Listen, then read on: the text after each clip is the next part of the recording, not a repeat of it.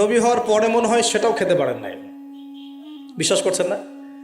এরকম তিনটা মাসের চাঁদ চলে যেত যে নবী সাল্লাল্লাহু আলাইহি ওয়াসাল্লামের বাসায় চুলাও জ্বলে নাই। নবী সাল্লাল্লাহু আলাইহি ওয়াসাল্লাম বলেছেন যে তোমরা খুব বেশি ঢেকুর তুলো না। কি করো না? একজন সাহাবী খুব ঢেকুর উঠাচ্ছে, সাহাবী না আসলে, উনি পাশ দিয়ে যাচ্ছিলেন, খাবার দাবার খেয়ে পাশ দিয়ে যাচ্ছিলেন।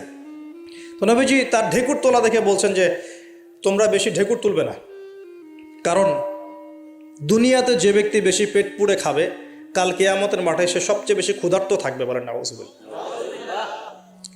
খাবেন আপনি, নিজের পেটটাকে 3 ভাগ করবেন, 1 ভাগ খাবার, 1 ভাগ কি পানি, আর 1 ভাগ শ্বাস প্রশ্বাসের জন্য ফাঁকা। আর এই ব্যাপারে একটা কথা বলে দেই, শেষ জামানায় কিন্তু খাবারগুলো সব করাপ্টেড হয়ে যাবে। কি হবে? খাবার ভেজাল হবে, ভেজাল। এটার দলিল সূরা কাহাফে আছে, আমি এটা ব্যাখ্যা করব না আজকে।